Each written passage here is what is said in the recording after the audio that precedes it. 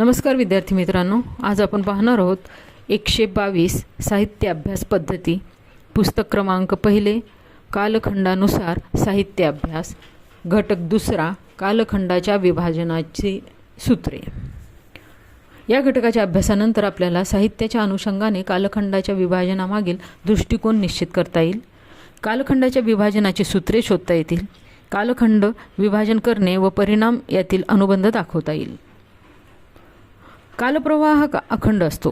काल ही सतत चालणारी प्रवाही अशी नैसर्गिक प्रक्रिया असते। काल हा संकल्पनेशी स्थल ही संकल्पना आपोआप जोडली जाते। कोणत्याही 2 वा अधिक नैसर्गिक घटना किंवा मानवनिर्मित कृतीचा त्यात अंतर्भाव होतो। या दोन्ही प्रकारच्या घडामोडींनी मानवी जीवन वळण घेते। या घडामोडींमधील अंतर आणि पौर्यपर्य संबंध यामधील माणसांच्या जिज्ञासेतून कालगणनेची गरज निर्माण झाली। या विभाजनाचा मूळ उद्देश ज्ञान व माहिती मिळविणे हा असतो। कालप्रवाह हा अखंड असतो। सोयीसाठी त्याचा एखादा विशिष्ट कालखंड जरी आपण गृहीत धरला तरी त्या विशिष्ट काळात अनेक घडामोडी घडत असतात। या घडामोडी नैसर्गिक आणि मानवी हस्तक्षेप अशा दोन्हीमुळे घडतात। यातूनच मग मानवी जीवन प्रवाह आकारास येतो। ज्ञानव्यवहार क्षेत्रानुसार व्यक्ती आपल्या अभ्यासाविषयीच्या केंद्रस्थानी ठेवून कालखंड निश्चित करतो। त्यासाठी प्रमाण ठरणारी सूत्रे निश्चित करतो। हे लक्षात घेतल्यास साहित्याच्या कालखंडानुसार अभ्यास करावयाचा झाल्यास कालखंड ठरवावे लागतात। त्यासाठी कालखंड विभाजन करण्याची सूत्रे निश्चित करावी लागतात।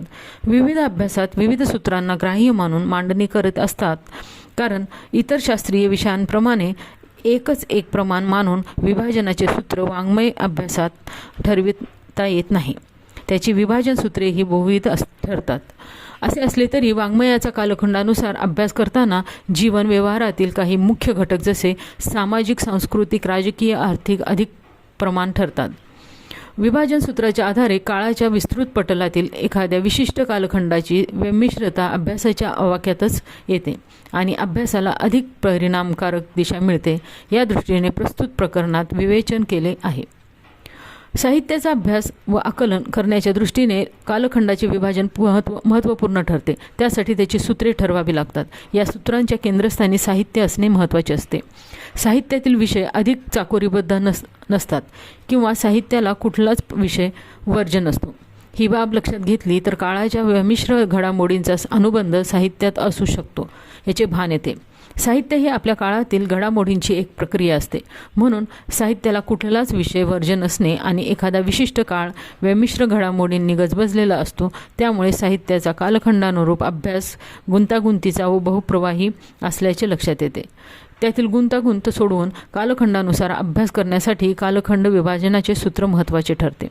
त्या आधारे मर्यादित का होईना पण कालखंडानुसार वाङ्मय अभ्यास सुलभ होतो, याचेच विवेचन प्रस्तुत प्रकरणात केले आहे। कालखंडाच्या विभाजनाची सूत्रे। काळाला नैसर्गिक आणि मानवी घटितांमुळे विविध वळणे प्राप्त होतात। ती तार्किक, कृत्रिम व हेतुसापेक्ष असतात। त्यातील कोणती वळणे इथे महत्त्वाची मानायची ते ठरवावे लागते। साधारणतः भूवैज्ञानिक क्षेत्रात नैसर्गिक वळणे केंद्रस्थानी असतात, तर मानवविद्या व सामाजिक क्षेत्रात मानवी घडामोडी केंद्रस्थानी असतात। त्यामध्ये सामाजिक, राजकीय, सांस्कृतिक व आर्थिक घडामोडी सर्वाधिक महत्त्वाच्या ठरतात। वाङ्मयाच्या दृष्टीने काळ विभाजनाची काही मुख्य सूत्रे मांडता येतील। वाङ्मय ही एक मानवी कृती आहे। कुठल्याही काळातील पुढे येणारे साहित्य हे तत्कालीन काळाचा परिपाक असतो। त्या काळातील कालखंडातील घडामोडी या तत्कालीन साहित्य निर्मिती मागील महत्त्वाच्या प्रेरणा असतात। या घडामोडी जीवन व्यवहाराच्या विविध क्षेत्रात घडत असतात आणि त्या परस्परांना पूरक असतात। त्यांचा एकमेकांवर परिणाम होत असतो। म्हणजे कुठलीही एक गोष्ट एखाद्या विशिष्ट क्षेत्रात घडत असली तरी तिच्या घडण्यामागील कारण त्या क्षेत्रापुरतेच मर्यादित नसते, तर त्यामागील कारणे ही वेगवेगळी असतात, वेगवेगळ्या क्षेत्रांशी संबंधित असू शकतात। वाङ्मयाचा कालखंडानुरूप अभ्यास करताना सामाजिक, सांस्कृतिक, राजकीय घटक विशेष महत्त्वाचे मानण्याचा प्रघात पडलेला आहे। मात्र विविध तत्त्वज्ञानांचा व दृष्टिकोनाचा विकास आणि उपयोजन करण्यातून वाङ्मयाच्या कालखंड अभ्यासाला या व्यतिरिक्तही परिमाणे लावून बघणे महत्त्वाचे ठरू शकते। हा विचार अलीकडे पुढे आला आहे। वाङ्मयाच्या कालखंडानुरूप अभ्यास करताना ही विविध विभाजनाची सूत्रे तपासणे आवश्यक आहेत। सामाजिक सांस्कृतिक कारणे व स्थित्यांतरे. साहित्य निर्मिती करणारा साहित्यिक लेखक हा माणूस असतो आणि तो समाजाचा एक प्रमुख घटक असतो. शिवाय साहित्य हे वाचक, श्रोते वा प्रेक्षक यांच्याकरिता निर्माण होते. साहित्य निर्मितीतून लेखकास समाधान, संपत्ती व कीर्ती प्राप्त होत असते. निदान व्हावी अशी त्याची अपेक्षा असते. या सर्वच गोष्टीत त्याचा समाजाशी असलेला घनिष्ठ संबंध दिसून येतो. समाजाशिवाय तो राहू शकत नाही. स्वतःचे सुख दुःख वाटून घ्यायला व जीवन अधिक चांगले जगवायला त्याला इतरांची सोबत हवी असते. यातून तो परस्परांशी आपले संबंध प्रस्थापित करतो. यानुसार समाजाला वळण लागत असते. सामाजिक व्यवहार आकार पावत असतात. मानवी वर्तनाला नियंत्रित करण्यासाठी ही एक व्यवस्था निर्माण गेली. या सर्वांमुळे मानवी वर्तन आणि जीवन आकार घेते. समाजात घडणाऱ्या घडामोडी त्याच्या अभिव्यक्तीला आकार देतात. समाजात राहणाऱ्या प्रत्येक व्यक्तीचे परस्परांशी विविध प्रकारचे संबंध असतात. त्यातून व्यक्ती आणि पर्यायाने समाजजीवन असंख्य घडामोडी घडत असतात. साहित्यातून व्यक्त होणाऱ्या चित्रणाला त्याची पार्श्वभूमी असते. साहित्य हे समाज जीवनाचे संपूर्ण वास्तवदर्शन घडू शकत नसेल तर त्यावरून तात्कालीन विचार प्रणालीचा नैतिक व सामाजिक संकेताचा बोध होऊ शकतो, असे काहींचे मत आहे. साहित्य हा समाज जीवनाचा आरसा नसून तो समाजाचे स्वप्न असते आणि स्वप्नावरून माणसाच्या अंतर्मनाचा जसा शोध घेता येतो तसा साहित्यावरून संबंधित समाजाच्या इच्छा, आकांक्षाचा, ताणतणावांचा बोध होऊ शकतो, असे मानले जाते. कलाकृती ही त्या सामाजिक पार्श्वभूमीत निर्माण होते. साहित्यिक व लेखक ज्या वर्गात जन्मतो, वाढतो, त्या वर्गाचे संस्कार घेऊन तो साहित्य निर्मिती करत असतो. बदलत्या पर्यावरणातही त्याची जाणीव विकसित होत जाते. लेखकाच्या संवेदनशील मनावर समाजात घडणाऱ्या घटनांचे परिणाम होतात. त्यातूनच त्याची कलाकृती आकार घेते. त्यात त्याची वैचारिक भूमिका, विचारपद्धती व विचारांची धाव व संस्कारांनी निश्चित होत असते. एकूणच मानवी जीवनावर मोठा परिणाम करणाऱ्या सामाजिक घडामोडींना केंद्रस्थानी ठेवून वाङ्मयाचा अभ्यास करण्याचा प्रयत्न होतो. सांस्कृतिक परिवर्तन हे आपल्या अंतर्विश्वावर परिणाम घडवून आणणारे असते. त्याचप्रमाणे वास्तविक पाहण्याच्या आपल्या दृष्टिकोनातही सांस्कृतिक परिवर्तनामुळे बदल होतात. मानवी स्वभाव हळूहळू बदलतो हे खरे आहे, परंतु मानवी स्वभावाकडे पाहण्याचा दृष्टिकोन मात्र जलद गतीने बदलत असतो हेही खरे. काही मूलभूत मूल्यांच्या आधारे आपण जगत असतो. एकाच मूलभूत मूल्यांकडे वेगवेगळ्या काळात वेगवेगळ्या दृष्टीने बदलत गेलेल्या दृष्टीने पाहिले गेले आहे, असे सांस्कृतिक इतिहासकाराला दिसले.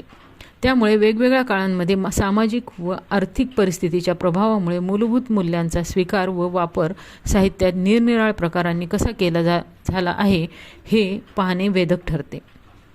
मुळात मूल्यांचा असा विचार करणे हे वाङ्मय इतिहासकारापुढचे मोठे आव्हान असते. केवळ मूल्यांवरच लक्ष केंद्रित न करता मूल्यांकडे बघण्याच्या बदलत्या दृष्टिकोनावर लक्ष केंद्रित करून वाङ्मय इतिहासकाराला हे आव्हान पेलता येते.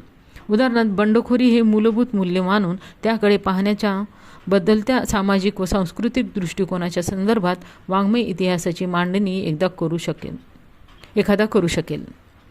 सामाजिक परिवर्तनाच्या अंगाने लिहिल्या जाणाऱ्या वाङ्मय इतिहास पद्धतीमुळे कालक्रमानुसार वाङ्मय इतिहास लिहिण्याच्या पद्धतीला फाटा मिळतो. परंतु कालक्रम सुटल्यामुळे होणारे नुकसान वाङ्मयाला सामाजिक पायावर दृढमूल करून येणाऱ्या ठोसपणामुळे आणि समग्रतेमुळे भरून निघणारे आहेत. वाङ्मयाचे रूपबंध, फॉर्म आणि वाङ्मयाचा जन यांच्या विकासाचे विश्लेषण करून वाङ्मय इतिहासकार वाङ्मय इतिहास लेखनाचा एक आदर्श नमुना उभा करू शकतो. वाङ्मयाचे समाजशास्त्र हे आजपर्यंत असे केंद्रित राहिले असून वाङ्मयाच्या चर्चेकडे फारच थोडे लक्ष दिले गेले आहे. सामाजिक परिवर्तनाच्या संदर्भात वाङ्मयाचे रूपबंध व वाङ्मय प्रकार यांच्या विकासाचा अभ्यास करणारे फायदे असे आहेत. फक्त श्रेष्ठ लेखकांचाच विचार केल्यामुळे वाङ्मय इतिहासाला पडणाऱ्या मर्यादा ओलांडून वाङ्मय इतिहासकाराला पुढे जाता येते आणि एक सामाजिक प्रक्रिया म्हणून वाङ्मयाच्या विकासाचे आकलन करून घेता येते. वाङ्मय हे वाङ्मय हे समाजामध्येच निर्माण होत असते आणि समाजाच्या वैशिष्ट्यांचा ठसा ते धारण करते. ही भूमिका लक्षात घेता सामाजिक परिवर्तनाच्या दबावाच्या संदर्भाखेरीज वाङ्मय प्रकाराला स्वतंत्र अस्तित्व नसते हे असे म्हणता येते. मात्र याचा अर्थ वाङ्मय प्रकार हे केवळ सामाजिक परिवर्तनावरच अवलंबून असतात असे नव्हे, तर वाङ्मय प्रकाराची विकासरेखा आणि समाज व सामाजिक जाणीव यांच्या विकासरेखा एका विशिष्ट बिंदूनंतर एकमेकींमध्ये मिसळतात. शिवाय लेखकांपेक्षा वाङ्मय प्रकारच सामाजिक परिवर्तनाला जास्त प्रकटपणे प्रतिसाद देत असतात असे म्हणता येते. वाङ्मय प्रकाराचा विकास समाज नियंत्रित असतो. या मुद्द्याभोवती चर्चा केंद्रित केल्यास फायदा असा होतो की वाङ्मय इतिहासातील व्यक्तिपूजक पंथातून वाङ्मय इतिहासकाराची सुटका होते. लेखक केंद्रीय मूल्यमापनाच्या चौकटीत वाङ्मय इतिहासकार अडकून राहत नाही, तर साहित्य निर्मितीकडे एक सामूहिक प्रक्रिया म्हणून तो पाहू शकतो. सामाजिक भान असलेल्या वाङ्मय प्रकाराचा अभ्यास कलात्मक वाङ्मय आणि लोकप्रिय वाङ्मय यांच्यातील दरी बुजवण्याचा प्रयत्न असतो. वाङ्मय प्रकारामुळे लोकप्रिय वाङ्मय हे कलात्मक वाङ्मय अशी विकासाची दिशा स्पष्ट होते. वाङ्मय प्रकाराचा सामाजिक अभ्यास वाङ्मयाच्या विकासावर खूप प्रकाश टाकतो. एखादा वाङ्मय प्रकार विशिष्ट काळात महत्त्वाचा ठरला तरी असा अभ्यास त्याचे ऐतिहासिक मूल्य ठरविण्यास उपयोगी पडतो. सामाजिक परिस्थिती आणि वाङ्मय प्रकार यांचा सहबंध पाहणे यामुळेच महत्त्वाचे ठरते. वाङ्मय प्रकाराचे गतकालीन महत्त्व व त्याचे आजचे अस्तित्व यांच्या परस्पर संबंधाची पुनर्मांडणी करणे आणि त्यायोगे एकूण वाङ्मय प्रकाराची कक्षा वाढविणे महत्त्वाचे असते. राजकीय सत्तांतरे. वाङ्मयाचा कालखंड ठरवत असताना राजकीय सत्तांतरे केंद्रस्थानी ठेवावीत असेही मत आहे. कारण राजकीय सत्तांतरामुळे सामाजिक व्यवहार प्रभावित होतो, तसेच सांस्कृतिक व्यवहारही प्रभावित होतो. परिणामी या सर्वांचा लेखकाच्या लिखाणावर सकारात्मक आणि नकारात्मक फरक पडत असतो. उदाहरणार्थ, हुकुमशाही राजवटीमध्ये सहसा शासनधार्जिण्या साहित्यिकांना सहाय्य मिळते, तर शासनविरोधी साहित्यिकांना दडपून टाकण्यात येते. साहजिकच ही परिस्थिती दर्जेदार साहित्य निर्मितीस बाधक व पूरक ठरते. आधुनिक काळात शासन संस्थेचा विस्तार झाल्याने ती समाज जीवनाच्या विविध अंगांना स्पर्श करते. त्यामध्ये साहित्याचा समावेश होतो. कायदा व सुव्यवस्था तसेच सार्वजनिक नीतिमत्ता राखण्यासाठी शासन साहित्य व्यवहारावर निर्बंध घालू शकते. प्रक्षोभक किंवा अश्लील साहित्यावर बंदी घालण्याचे अधिकार आणि स्वातंत्र्य शासनाला असते. अनुदाने या पुरस्कार याद्वारे शासन साहित्य निर्मितीस उत्तेजन देऊ शकते. विजयराजाध्यक्ष महाराष्ट्र राज्य साहित्य आणि सांस्कृतिक मंडळ मुंबई प्र. आ. 2002 यांच्या मराठी वाङ्मय कोश खंड 4 समीक्षा संज्ञा समन्वय संपादक यांच्या पृष्ठ क्रमांक 283 मध्ये हे सर्व लिहिलेले आहे. तसेच शासकांच्या सत्ता संबंधाला पूरक साहित्याचा सन्मान व विरोध करणाऱ्या साहित्याची उपेक्षा व संपवण्याचा प्रयत्न होतो. अशा पार्श्वभूमीवर एखाद्या राजकीय सत्तांतरापुढे येणाऱ्या साहित्यातून काही समान सूत्रे हाती लागतात का याचा शोध घेणे या अभ्यासात महत्त्वाचे ठरते. आजवर मानवी जीवनक्रम बघता राजकीय घडामोडी व सत्तांतरे हे मानवी जीवनास आकार देणारे व नियमन करणारेही असल्याचे स्वीकारावे लागले. मराठी साहित्याच्या इतिहासकारांनी मराठी साहित्याच्या संदर्भात 4 कालखंड हे राजवटीच्या अनुषंगाने कल्पिले आहेत. आंग्लपूर्व मराठा साहित्यातील प्राचीन मराठी साहित्य असे संबोधण्यात येते. हा काळ मराठी भाषेच्या जन्मापासून सुमारे 1000 वर्षा इतका प्रदीर्घ आहे. हा 1000 वर्षात महाराष्ट्रात स्थित्यांतरे झाली, पण आमूलाग्र परिवर्तन झाले नाही. तसे परिवर्तन घडून आणण्यास आंग्ल सत्ता समर्थ ठरली. जीवनमूल्यात, भौतिक परिस्थितीत, वाङ्मयीन धारणात पाश्चात्य संस्कृतीशी शासित असा निकटचा संबंध आल्यावर क्रांतिकारी बदल झाले. तोवर समाजजीवनावर हे धर्ममूलक होते. साहित्याची निर्मिती विकास धर्म ही संकल्पना केंद्रीभूत ठेवूनच झालेली असे. म्हणून कालखंड प्रदीर्घ असला तरी या समग्र कालखंडाला आपण प्राचीन कालखंड म्हणतो. जागतिक कालगणनेच्या संदर्भात त्याला मध्ययुगीन म्हणावे लागेल. या कालखंडाचे यादव काळ, बहामनी काळ, शिवकाळ, पेशवे काळ असे राजवटींच्या अनुषंगाने उपभाग करण्यापेक्षा प्रारंभापासून इसवी सन 1349, 1350 ते 1680, 1681 ते 1800 असे उपविभाग करणे इष्ट ठरते. मात्र कालदृष्ट्या उपविभाग न मानता राजवटीच्या अनुषंगानेच परंपरेत उपविभाग पाडलेले दिसतात. आर्थिक व्यवस्था. सामाजिक आणि राजकीय अवस्थांतरे या आधारे वाङ्मयाच्या कालखंडाचा अभ्यास करता येऊ शकतो. तसेच उत्पादक व्यवस्थेतील मूलगामी बदल केंद्रस्थानी ठेवूनही कालखंडाचे विभाजन करता येऊ शकते. कार्ल मार्क्स यांच्या ऐतिहासिक भौतिकवादाच्या सिद्धांताच्या आधारे ही तपासणी करणे शक्य होते. मानवी जीवन ज्या मूलभूत गरजांवर अधिष्ठित आहे त्यांची पूर्तता उत्पादन व्यवस्थेवर आधारित असते. त्यातून माणसाचे जीवनविषयक विचार, धारणा आणि संस्कृती आकार पावते. म्हणजे मानवी जीवनाचा भौतिक आधार हा त्याच्या आजवरच्या वाटचालीचा मूलाधार आहे. वस्तूंची आवश्यकता, निर्मिती व विक्री यासाठी लागणारी बाजारपेठ आणि आवश्यक रणनीती यातून मानवी जीवन आकार घेते. त्या आधारे मग सत्ता संबंध आकार घेतात आणि समाजधारणा बदलतात. विविध नियम ठरवले जातात. त्याद्वारे व्यक्तीची मनोरचना घडत जाते. पर्यायाने व्यक्तीद्वारा होणारी निर्मिती प्रभावित होते. या संदर्भात मार्क्सवादी साहित्य विचार मांडताना अशोक जोशी असे म्हणतात की द्वंद्वात्मक भौतिकवाद, ऐतिहासिकतेचा वैशिष्ट्यपूर्ण सिद्धांत आणि क्रांतिकारी प्रतिवाद शक्तींच्या अंतिम विजयावरील श्रद्धा या 3 गोष्टींवर मार्क्सवाद भर देतो. परिणामतः साहित्य व कलेच्या संदर्भातही मार्क्सवादी समीक्षा या संकल्पनांचा प्रामुख्याने वापर करते. आर्थिक व्यवस्थेतील उत्पादन साधनांच्या मालकीशी संबंधित असणाऱ्या विविध वर्गातील उत्पादन संबंधांना पाया मानून या पायावरच राजकारण, तत्त्वज्ञान, साहित्य, कला, विचारप्रणाली यांची इमारत उभी असते.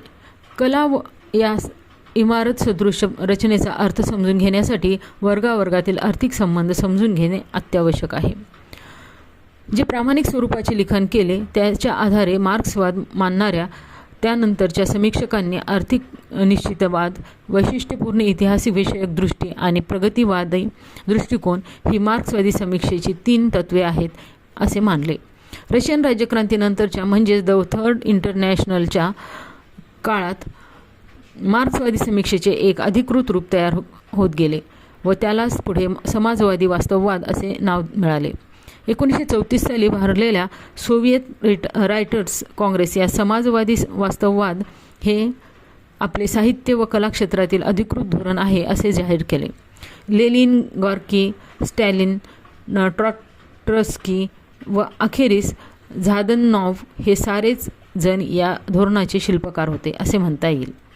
साम्यवादी राजवट नसलेल्या पश्चिमी देशातही मार्क्सवाद व मार्क्सवादी समीक्षेचे आकलन स्वाभाविक होते. परंतु त्याचबरोबर त्या देशात बौद्धिक व सांस्कृतिक परंपरांचा प्रभावही अटळपणे तिथल्या मार्क्सवादी विचारवंतावर असल्याने त्या देशात उदयास आलेल्या मार्क्सवादी समीक्षा पद्धतीची रूपे बरीचशी वेगळ्या रीतीने सिद्ध होत गेली. उदाहरणार्थ इंग्लंडमध्ये 1930च्या दशकात प्रथमच मार्क्सवादी समीक्षा उदयास आली व तेथील George Orwell, Stephen Spender, Christopher Caudwell या मार्क्सवादी समीक्षकांच्या लिखाणात उदारमतवादी, मानवतावादी परंपरेचा ठसाही उमटला. वरील दृष्टीने कार्ल मार्क्स व एंगल्स यांनी स्वतःच्या कालनिर्मितीविषयक केलेली मांडणी अधिक मार्गदर्शक आहे. मार्क्सवादी भूमिकेचे सर्वसाधारण स्वरूप थोडक्यात पुढीलप्रमाणे सांगता येईल. कला ही आकस्मिकपणे आकाशातून अवतरणारी चीज नव्हे. तिची पाळेमुळे वास्तव जीवनाच्या भूमीत खोलपणे रुजलेली असतात.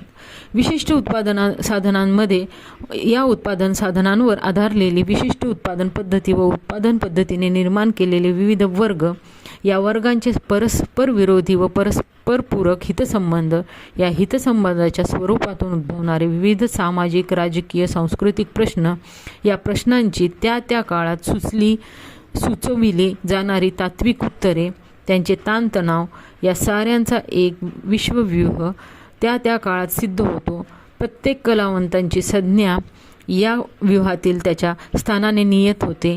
या संज्ञेच्या अनुषंगाने त्या कलावंतांच्या कलेचा संसार थाटला जातो. व्यक्तिपरत्वे कलावंतांच्या निर्मितीचे स्वरूप वेगवेगळे राहते ते खरे, तथापि सर्वच समकालीनांचा कळत नकळत, उलट वा सुलट पद्धतीने स्वीकारली स्वकालीन जीवनव्यूहाशी अनुबंध राहतो. कलावंत हा साऱ्यांच्या अतीत गेल्यासारखा वाटला तरी त्याच्या या सीमोल्लंघनाचा त्या सीमेशी सापेक्ष संबंध राहतोच. एखादी कलाकृती श्रेष्ठ ठरते ती या युगतत्वाची पायमल्ली केल्यामुळे नव्हे, तर या युगतत्वाचे सर्वांगीण भान राखल्यामुळे. श्रेष्ठ कलावंत हा स्वकालीन संस्कृतीचा भाष्यकारही असतो. त्या संस्कृतीचे रहस्य त्याच्या कलाकृतीतून साकार होते. व्यक्तीला आलेला अनुभव कितीही गुंतागुंतीचा असला तरी तो त्याच्या भौतिक जीवनातूनच उमललेला असतो. त्यातील नाविन्य व्यक्तिसमाविष्टच्या द्वंद्वात्मक क्रियाप्रक्रियातूनच उगम पावत असते. अस्सल कलाकृतीतील दार्शनिक पैलूही याला अपवाद नसतात. तात्पर्य मार्क्सवाद प्रत्येक घटिताचे मूळ भौतिक कारण शोधून ते घटित एकूण इतिहास प्रवाहाशी, त्यातील युगप्रवृत्तीशी कार्यकरण भावाने कसे बांधले आहे हे स्पष्ट करण्याचा प्रयत्न करतो. मार्क्सवादाच्या मते साहित्यकृती ही या प्रवाहाचाच एक भाग असते आणि त्या दृष्टीने तिचा विचार केला पाहिजे. धन्यवाद.